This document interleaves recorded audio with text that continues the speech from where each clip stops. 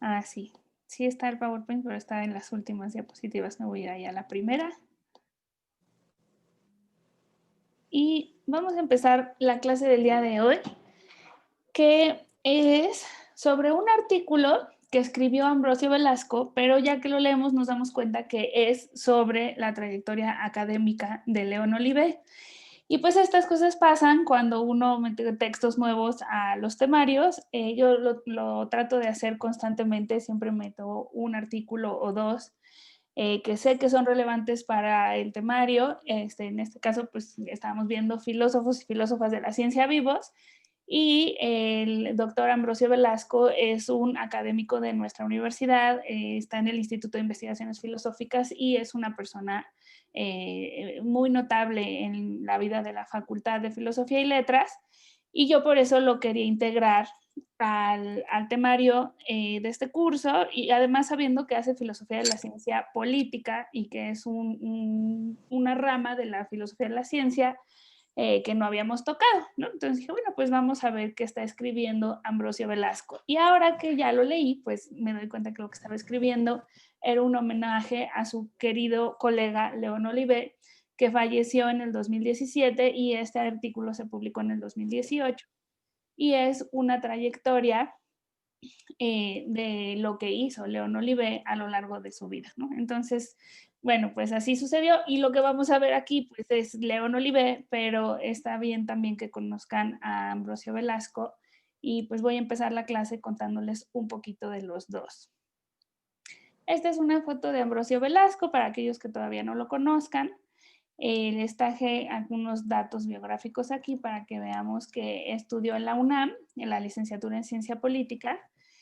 Después hizo una maestría en Filosofía de la Ciencia en la UAM Unidad Iztapalapa, porque en ese entonces la maestría de Filosofía de la Ciencia solo existía en la UAM Iztapalapa. Se darán cuenta que tiene una trayectoria parecida a la de la doctora Ana Rosa Pérez Ranzanz, porque ambos estudiaron en este posgrado de la UAM Iztapalapa en Filosofía de la Ciencia, y después ayudaron a fundar en la UNAM la maestría y el posgrado que actualmente pues está muy vigente y tiene más de 50 alumnos en cada generación. Hay muchísimas solicitudes de ingreso ahora en ese posgrado, que es maestría y doctorado de Filosofía de la Ciencia. Y el doctor León Olivé, el doctor Velasco y la doctora Ana Rosa pues estuvieron allí desde el principio en la fundación de ese posgrado. Entonces, ellos estudiaron en la UAM, en particular Ana Rosa Pérez Ranzanz y Ambrosio Velasco. Después, Ambrosio Velasco se fue a hacer una maestría en ciencia política en la Universidad de Minnesota, y allí mismo hizo un doctorado en historia y filosofía. Fue fundador y coordinador de la maestría en filosofía de la ciencia de la UNAM desde 1993, que es el año en que se funda, hasta el año 2000, cuando ganó la dirección de la Facultad de Filosofía y Letras, y estuvo por 2 periodos completos, estando como director del 2000 al 2009. Y les digo que pues probablemente lo hayan visto por ahí en la vida de la facultad, porque ahora en el 2019, que fue el paro feminista, yo veía que Ambrosio Velasco estaba en las reuniones y en las negociaciones. Mi impresión era un poco acompañando y asesorando al doctor Linares.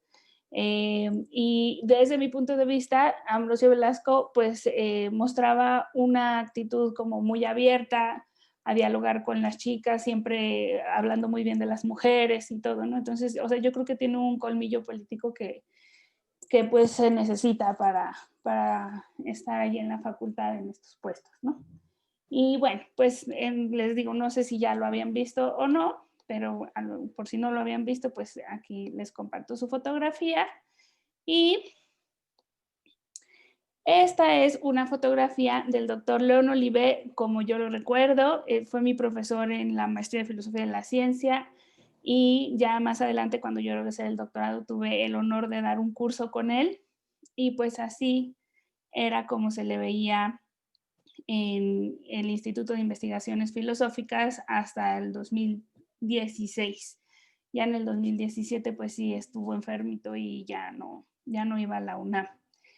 Y esta foto la elegí porque yo quería que lo vieran en acción, ¿no? En alguna Cámara de Diputados o así, porque una de las aportaciones más importantes desde mi punto de vista del doctor León Olivé es que no solamente escribía libros como muchos académicos de la UNAM, sino que además llevó su conocimiento a la vida pública y, como les decía, daba conferencias en la Cámara de Diputados y o se trataba de que se hicieran leyes pues con estos conocimientos de la diversidad cultural y de cómo los conocimientos de todas las culturas mexicanas deben ser reconocidos y todo lo que vamos a estar discutiendo porque viene en el artículo, pero bueno, en esta foto sí lo encontré dando una conferencia inaugural en un evento sobre ética y responsabilidad social en las universidades públicas, por ejemplo, ¿no?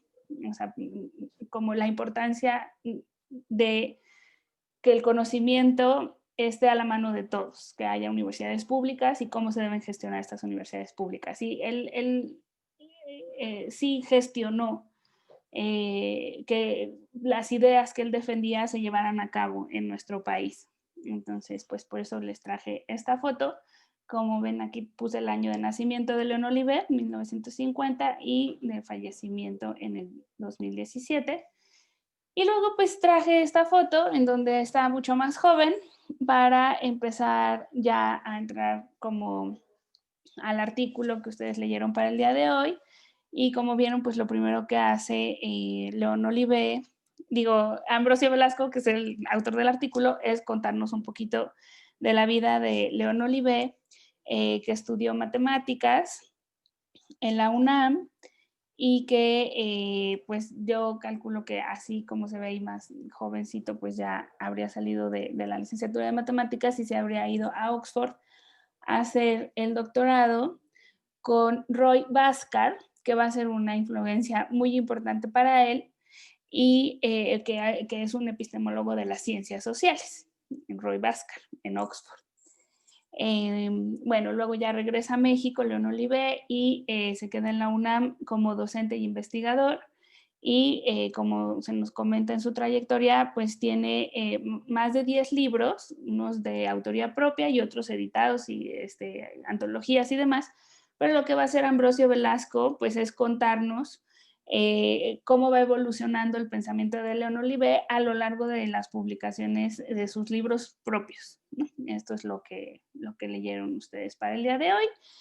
Y bueno, pues el título nos dice mucho, como siempre, el título del artículo de Ambrosio Velasco es Del pluralismo en filosofía de la ciencia a la sociedad multicultural de conocimientos. Perdón que aquí tengo una errata. Y siendo un poquito más precisos, lo que nos dice Ambrosio Velasco es que León Olivé empieza por el pluralismo en las ciencias sociales, porque había estado trabajando con Bhaskar. Después amplía no solamente ciencias sociales, sino también ciencias naturales, entonces amplía a filosofía de la ciencia.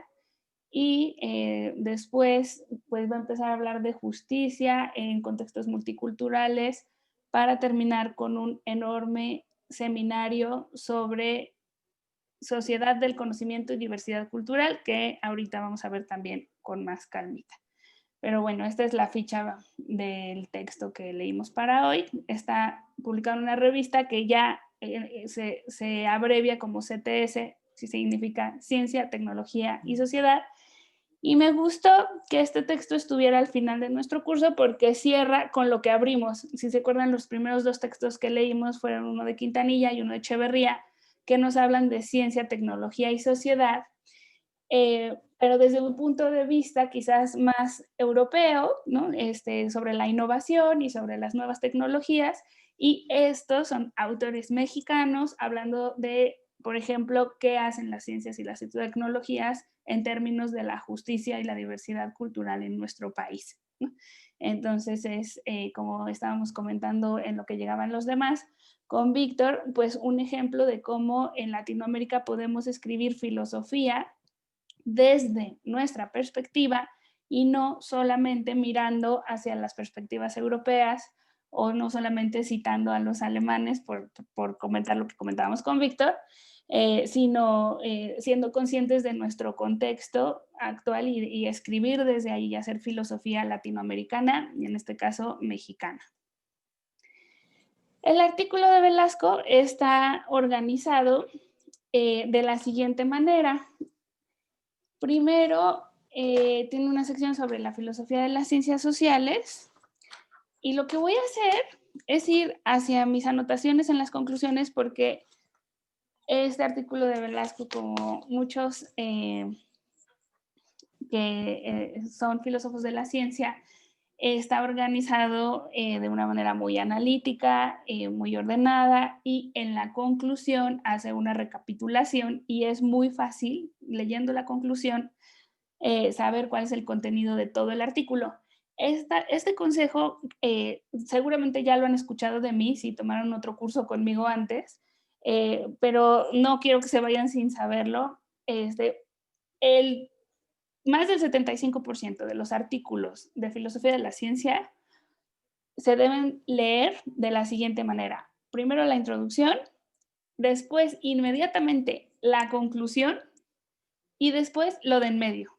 Porque como somos muy organizados, ya nos enteramos haciendo esa lectura diagonal de qué es lo que va a defender el autor y a dónde va a llegar. Entonces yo hice eso, que lo hago por formación profesional, ya lo hago en automático. Y en efecto, en la conclusión vemos de qué se va a tratar todo el artículo, y les voy a ir leyendo mis anotaciones y vamos viendo este índice para resumir, digamos, la estructura del artículo. Entonces, lo primero que va a pasar en la trayectoria académica del doctor León Olivé es que va a trabajar en filosofía de las ciencias sociales, y si hay algo que va a estar presente desde ese momento 1 hasta el quinto momento, es el pluralismo. Es algo característico de las propuestas filosóficas, epistemológicas y políticas de León Olivé, el pluralismo.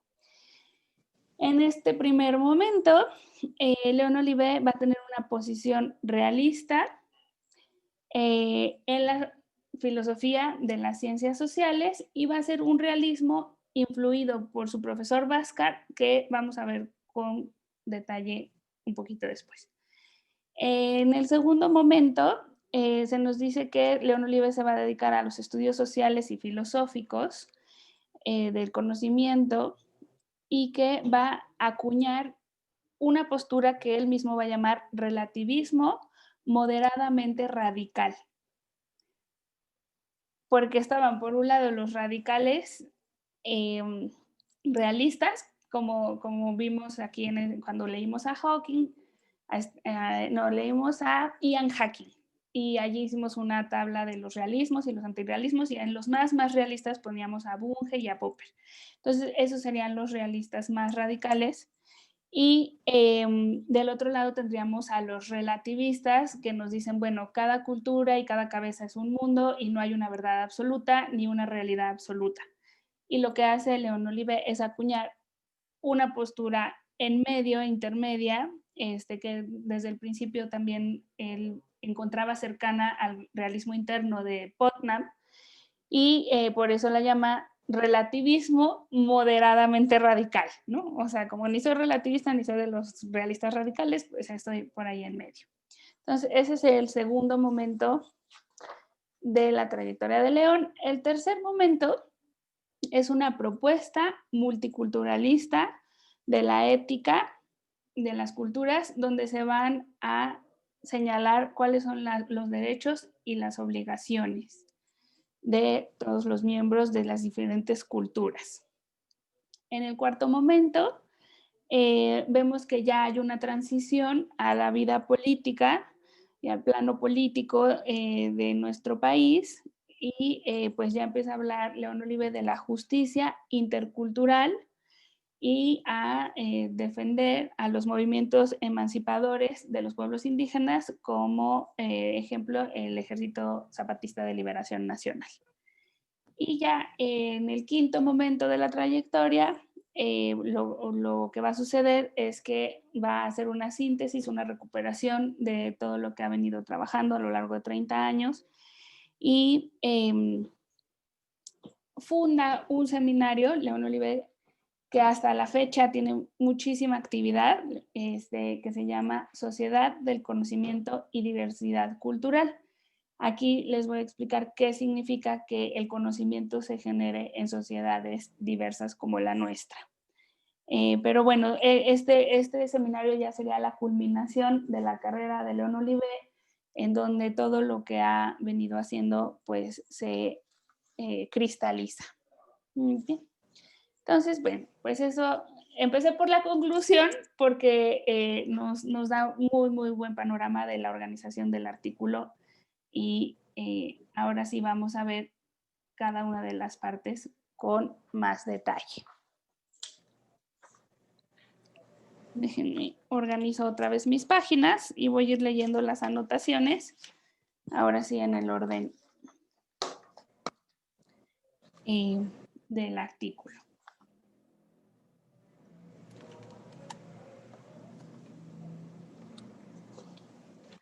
Entonces vamos a la primera sección, que es en la que León Olive se dedica a la filosofía de las ciencias sociales. Y lo que pasa allí, pues es que él se va a estudiar a la Universidad de Oxford y él me contó personalmente que cuando llegó se reunió con su director de investigación, que era Bhaskar, y que ese hombre le puso 10 libros sobre el escritorio, pero, o sea, mientras iban conversando a lo largo de una hora de asesoría, pues fue poniendo los libros en el escritorio y le dijo, bueno, llévate los libros, los lees y nos vemos en una semana. Y León Olive acababa de llegar al Reino Unido y todavía su inglés pues no era tan veloz como para leer 10 libros en una semana, pero por eso está bien aprender a hacer estas lecturas diagonales en las que podemos capturar cuál es la esencia de un libro antes de leerlo con todo detalle, ¿no? Entonces, bueno, este es el momento que nos están narrando en esta primera parte del artículo, en la que León Olive va a estudiar muchísimo sobre la filosofía de las ciencias sociales. Y lo que ocurre allí, pues es que León Olive se va a dar cuenta de que las teorías científicas, sociales y naturales están preñadas de ideología e intereses derivados de las realidades sociales. Es decir, la ciencia es una actividad social contextualizada que depende de las condiciones económicas, políticas de cada comunidad científica y lo que se discute en la filosofía de las ciencias sociales, al igual que en nuestros cursos de filosofía de la ciencia, son estos conceptos que les puse aquí en las imágenes. ¿Qué significa que algo sea racional? ¿Qué significa que el conocimiento sea objetivo? ¿Cómo podemos definir el concepto de verdad? Entonces, lo que hace León Olive en su tesis doctoral es revisar estos conceptos, el de objetividad, racionalidad y verdad. Y todos estos conceptos epistémicos tienen que ser compatibles, según León Olive, con una explicación social del conocimiento. Es decir, se está haciendo sociología de la ciencia, se entiende como una actividad cultural y se tienen que redefinir estos conceptos que nosotros, si ya tomaron conmigo el curso de quinto semestre, ¿quiénes de ustedes ya pasaron el curso de filosofía de la ciencia donde vemos a los positivistas? Víctor ya levantó la mano, Carlos ya levantó la mano, César también, Luis más o menos, como que mueve el lápiz, pero no sé si sí, ¿no? Y Mariana también. Ah, perfecto. Bueno, pues prácticamente casi todos los que están de aquí, creo que solo faltó José Eduardo, pero no tiene video, ya tomaron el curso de positivismo. Y ahí en el positivismo... Yo también lo tomé. Ah, perfecto, José Eduardo, muchas gracias. Entonces, bueno, pues allí ven, bueno, en los textos del Círculo de Viena, cómo se definía la verdad, digamos, de una manera correspondentista, que quiere decir que lo que dicen las proposiciones corresponda con los hechos de la realidad, ¿no? Eso sobre todo, pues, el primer Wittgenstein y lo que propone Carnap. Y se busca un conocimiento objetivo en donde el sujeto no tenga ningún papel y las decisiones racionales se toman con respecto a valores epistémicos universales que nos sirven para evaluar las teorías y que además siempre van a ser los mismos valores. En contraste con esa visión positivista, León Olivé, Bhaskar y por supuesto también siguiendo a Kuhn y a Feyerabend, lo que van a hacer los sociólogos de la ciencia es reconocer que tenemos que redefinir las verdades, las racionalidades y las objetividades tomando en cuenta la diversidad de contextos sociales. Entonces vamos a avanzar un poquito, ya sabiendo que esto fue lo primero que hizo León y que allí publicó su tesis doctoral. Bueno, primero obviamente se tituló, luego vino aquí, la publicó como libro y fue su primer libro. En el segundo momento, bueno, en el segundo apartado del artículo, que se llama Epistemología Social y Realismo Trascendental, lo que nos explica Ambrosio es que León Olivé integra coherentemente la teoría social del conocimiento, esto que estábamos hablando, de que el conocimiento se produce socialmente, con una posición realista, porque le sigue importando defender pues, que hay un mundo y que es real y que lo estamos tratando de describir. A pesar de que haya muchas culturas distintas, no es que cada cultura viva en una realidad digamos, excluyente o ajena, ¿no? O sea, hay como una realidad que se comparte. Y entonces aquí, pues, León Olivé va a seguir a su maestro Bhaskar en lo que llama realismo trascendental y también le simpatizaba el realismo interno de Putnam, ¿no? Entonces, lo que hice, como aquí nada más se mencionaba el realismo trascendental, pero no se profundizaba en él, pues me puse a investigar un poquito hoy en la mañana en qué consistía el trabajo de Bhaskar y bueno, qué quería decir con este realismo trascendental. Entonces, aquí en esta diapositiva les traje aquí en miniatura la portada de un libro de Bhaskar que se llama Empirismo y la metateoría de las ciencias sociales. Les traje este esquema en donde habla de la ontología empírica, la ontología de lo que ocurre de hecho, de lo que ocurre, ven que en inglés se dice actually, como lo que ocurre, y la ontología realista que englobaría a esas dos. Entonces voy a leer un poquito lo que logré investigar sobre el realismo trascendental de Bhaskar. Bhaskar se opone a una ciencia monística como la positivista y acentúa el carácter social de la ciencia. Critica la supuesta estructura deductiva de la ciencia que defendían, por ejemplo, Hempel y Popper, y nos dice que el realismo debe abarcar a los objetos del pensamiento. Gracias a la percepción tenemos acceso a las cosas y gracias a los experimentos tenemos acceso a las estructuras del mundo. Y hay leyes causales que generan estas estructuras y nos permiten conocer las tendencias de comportamiento de las cosas. Los dominios, a esto ya es la explicación del diagrama que tienen en la diapositiva, los dominios de lo real, lo actual y lo empírico son distintos entre sí. El dominio empírico es el menor de los estratos de la realidad y a él anteceden el dominio de lo actual y el de lo real. El realismo trascendental de Roy Bhaskar da un paso hacia la necesidad natural de leyes y mecanismos que sean independientes de lo empírico.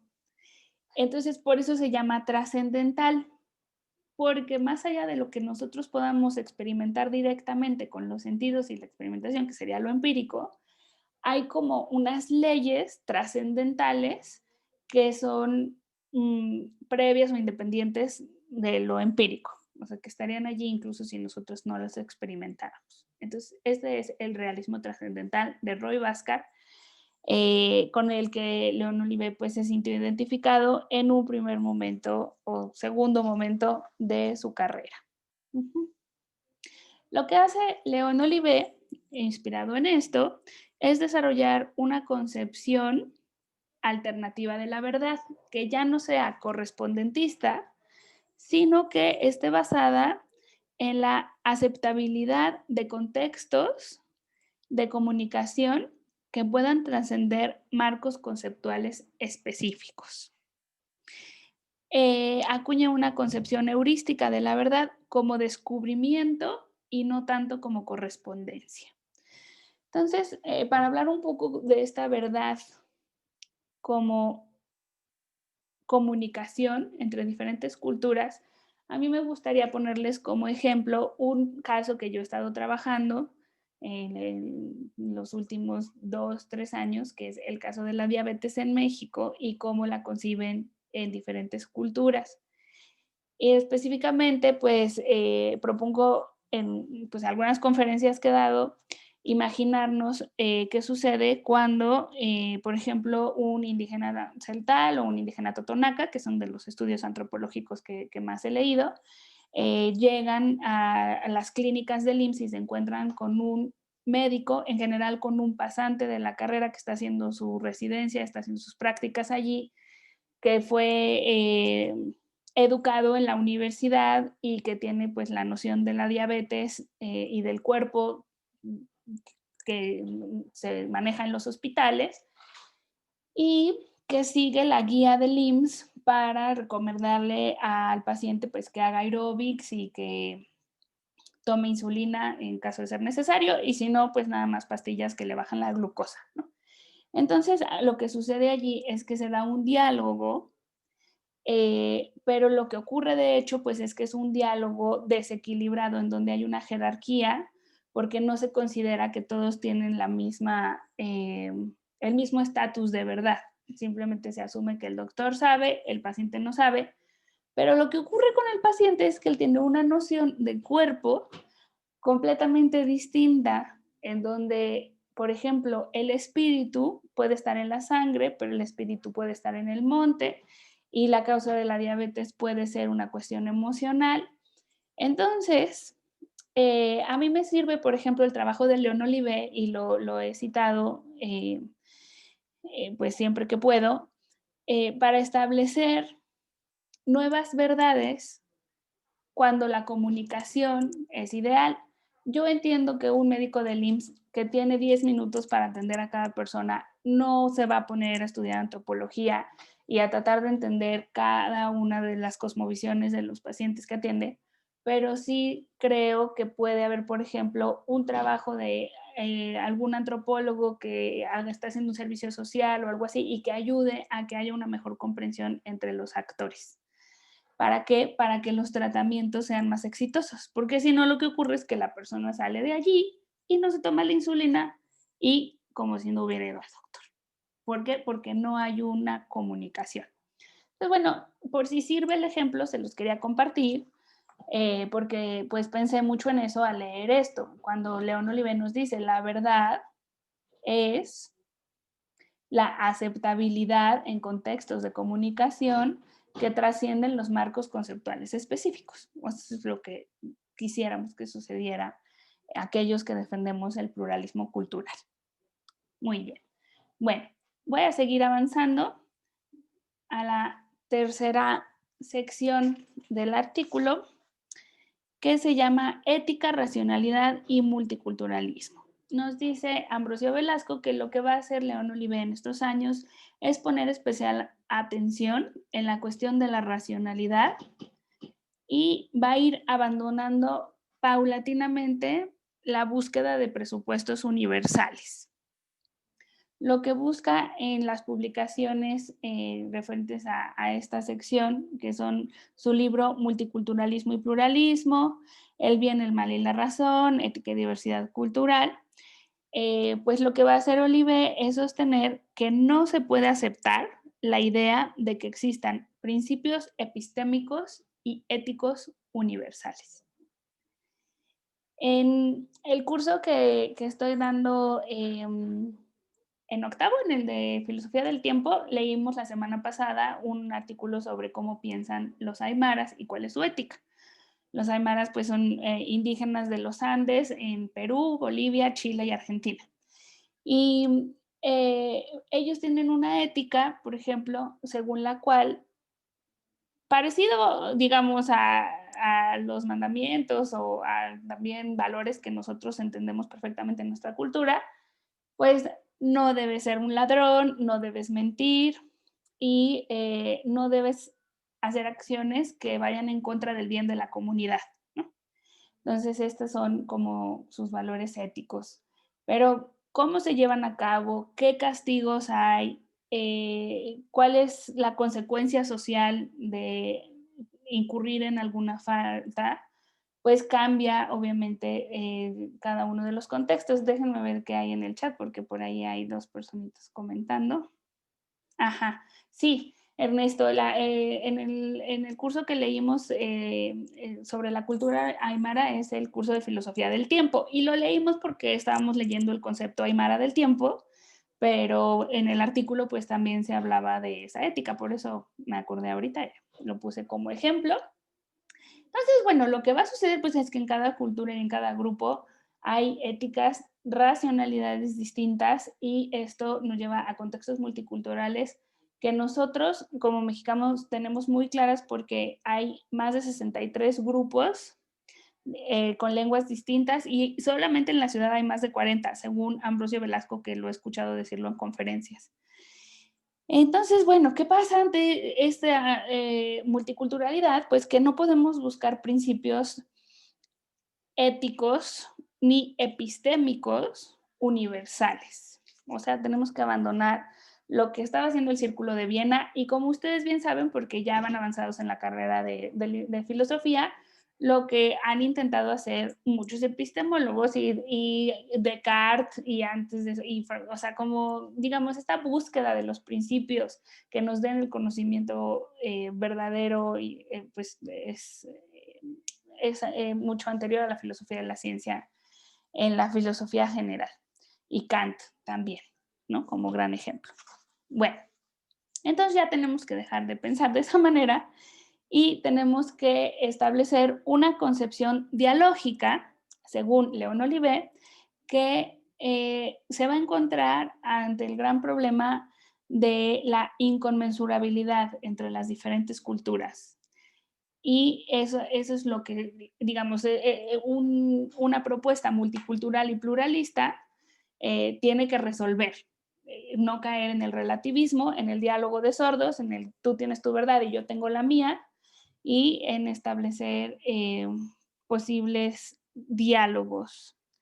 Este es el multiculturalismo dialógico radical que trabaja León Olivet y en donde propone postular una globalización alternativa a la que está ocurriendo. La que está ocurriendo desconoce las diferencias y quiere homogenizar a las culturas.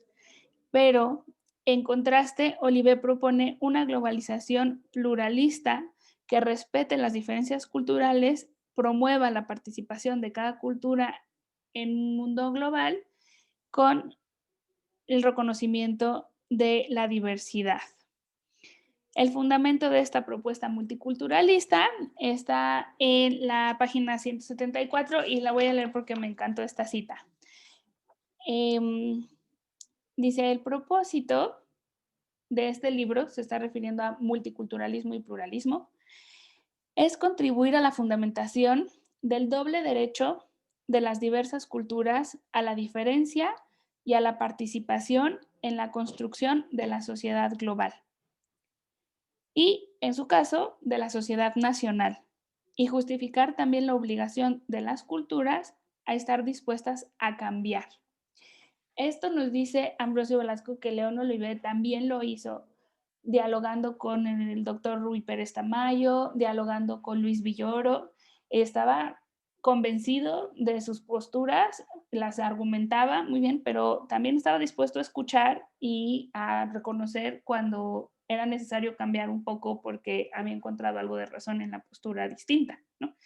Y pues esto es lo que tiene que ocurrir entre las diferentes culturas para poder construir una sociedad diversa en la que se escuchen todas las voces.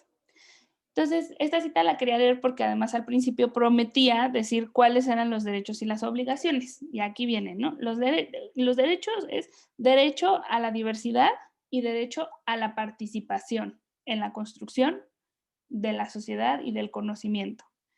Y la obligación es estar dispuesto a cambiar, estar dispuesto a entender otras maneras de ver el mundo.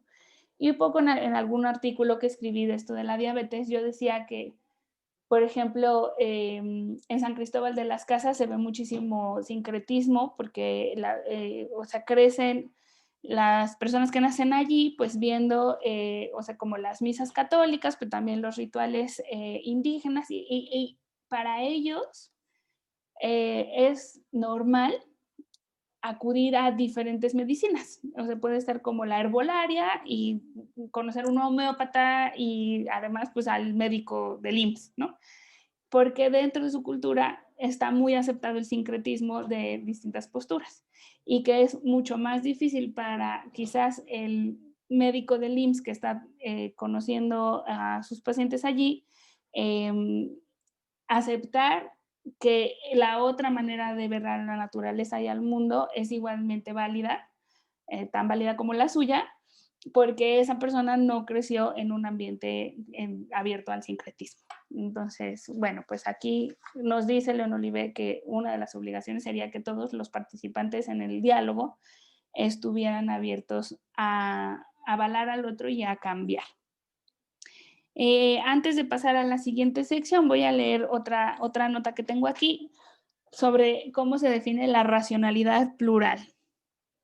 Olivé formula un concepto pluralista de la racionalidad que si bien supone una capacidad humana universal, o sea, todos tenemos un cuerpo, un cerebro y esto es lo que compartimos como especie, esa es una capacidad humana universal, pero Oliver rechaza la idea de una racionalidad absoluta y afirma que la manera como se ejercita la capacidad humana que llamamos razón ha sido y es muy diversa y no hay buenas razones para pensar que en algún momento habrá una convergencia entre todos los seres humanos, ni sería deseable que eso pasara, pues conduciría al pensamiento único y eliminaría la riqueza de la diversidad cultural. Bueno, entonces con esto sí terminé la tercera sección y vamos a pasar a diversidad cultural y justicia. Aquí lo que hace León Olivé es trabajar en un modelo de sociedad, de nación y de Estado democrático con un proyecto intercultural que contemple un conjunto de normas de convivencia entre pueblos, el Estado y el resto de la nación. Y estas reglas serán necesarias para que la sociedad multicultural sea justa. Entonces, en estos momentos les comentaba que él empezó a hacer visitas a la Cámara de Diputados y yo me acuerdo que un día iba saliendo del Instituto de Investigaciones Filosóficas para dar una conferencia a los diputados y pues yo me lo encontré y lo saludé, yo era su exalumna y le dije eh, que si los diputados sí lo escuchaban. Le dije así como, oye, León, tú que has ido varias veces a hablar con ellos, ¿tú crees que te están dando el avión o realmente sí consideras que toman tus consejos en serio, tus consejos filosóficos, ¿no? Y entonces me dijo que en general, o sea, que él sí sentía que como la mitad no le estaban pelando, pero que sí había sembrado algunos pensamientos en algunos de ellos que eran sensibles y que eso había dado frutos y que, por ejemplo, en Oaxaca sí se habían establecido leyes que tomaban en cuenta la diversidad cultural y que por eso, pues, se lo seguía haciendo, ¿no? O sea, porque sí creía que se había llegado a cosas útiles y a leyes útiles y a establecimiento de justicia en diferentes estados. Entonces dice, aunque muchos no me hagan caso, con que algunos me hagan caso, pues ya vamos de gane. Entonces, bueno, pues eso era lo que hacía León Olivet cuando construía este modelo de sociedad, nación y Estado intercultural y justo. Si bien el modelo formulado, nos dice Ambrosio, está formulado para responder a la realidad mexicana, se podría pensar que heurísticamente serviría para construir relaciones interculturalmente justas en un contexto global. Ya por último, Ambrosio llama a la última sección pluralismo y sociedad del conocimiento, y con esto pues nos habla de cómo las ciencias y las tecnologías han sido factores de exclusión y dominación, y cómo se puede trabajar en normas para evitar esto. Aquí se cita a mi adoradísimo Otto Neurath, que siempre decía que el conocimiento debe ser público y debe estar a la mano de todos. Entonces aquí pues León Olivet también lo siguió al concebir una norma de accesibilidad universal al conocimiento y el derecho universal a la apropiación de los conocimientos científicos y tecnológicos que deben tener todas las personas de todas las culturas. Aquí puse una figura que según yo representa lo que es una sociedad del conocimiento, porque si se fijan, hay como una idea, aquí hay un foquito que simbolizaría una idea, luego aquí tenemos un símbolo de pesos, aquí tenemos pues como unas estructuras celulares o algo así, y por acá un mapa, ¿no? Y por ejemplo, el doctor Ambrosio Velasco ha explicado en conferencias la resolución de problemas que se dio en Michoacán porque estaban contaminados los lagos, y de cómo lo ideal es que se conjunten los conocimientos de todos los participantes, es decir, de los lugareños que conocen el lago mejor que nadie, de los científicos que hacen las pruebas químicas del agua y todo, de los actores políticos, autoridades o personas que tienen que poner el presupuesto para la resolución del problema, y que, o sea, lo mejor es que se construya así una sociedad del conocimiento. Por eso me gusta mucho esta figura, porque, o sea, se asocian para generar conocimiento y resolver problemas. Otro ejemplo es en Cuetzalan, lo que ocurre con los partos, en los que se ha reconocido que las mujeres, no sé, se les dice creo que comadronas, o bueno, las mujeres que se dedican a ayudar a las mujeres en el parto, en Cuetzalan, por conocimientos ancestrales, las ponen de cunclillas para que la gravedad ayude a que nazca el bebé. Entonces, pero las condiciones de higiene que tenían no eran las mejores, entonces ya entre los conocimientos médicos y los conocimientos de los lugareños se llegaron a técnicas que aseguran el éxito pues en esa actividad. Entonces, eso es una sociedad del conocimiento. Y lo que hizo el doctor León Olivet fue fundar en la UNAM un seminario que se llama Sociedad del Conocimiento, por eso es SC, y Diversidad Cultural, que cuando yo fui becaria hace 20,000 años, me tocó transcribir todos los currículums de los participantes en ese proyecto a una base de datos, y eran 60 investigadores, o sea que estamos hablando de un seminario brutal en la UNAM, porque para organizar a todas esas personas, pues sí se necesita muchísima capacidad de gestión, que casi solo León Olivet lo ha logrado, y por ello siguen trabajando en todos estos temas. Y por supuesto, pues los últimos 2, 3 años pues han sido muchos homenajes al doctor Olivet y todo, pero va a continuar su legado, y hay en este proyecto personas que hicieron la tesis con él, como les comento. Bueno, aquí nos dice Ambrosio, ¿no?, que dirigió más de 50 tesis, el doctor León Olivet, y que muchas de esas personas que hicieron la tesis con él son actualmente investigadores activos. Y bueno, les quería decir por si les interesan estos temas. Ay, espérenme tantitos que los quiero ver. Así. Por si les interesan estos temas, pues les quiero decir que existe una página de Facebook del seminario y que, por ejemplo, en octubre del 2020 tuvieron este ciclo de diálogos sobre el conocimiento y la diversidad cultural en la pandemia de COVID en América Latina, ¿no? Y hay allí conversatorios sobre mujeres indígenas, sobre el derecho a la lengua, sobre eh, todo lo que se les puede ocurrir relacionado con ciencia y diversidad cultural y justicia, etcétera, ¿no? Entonces, bueno, pues que sepan que es un proyecto que sigue activo. Tengo entendido que cuando falleció el doctor Olive asumió la dirección Martín Puchet y ahora la doctora Mónica Gómez, que es profesora de la Facultad de Filosofía y Letras, una persona lindísima, la verdad. Y con eso, pues yo terminaría mi exposición sobre el artículo de Ambrosio Velasco que leyeron para el día de hoy y me viene súper bien como anillo al dedo para cerrar nuestro curso porque yo tenía unas infografías para compartir con ustedes de conceptos clave que abordamos en el curso.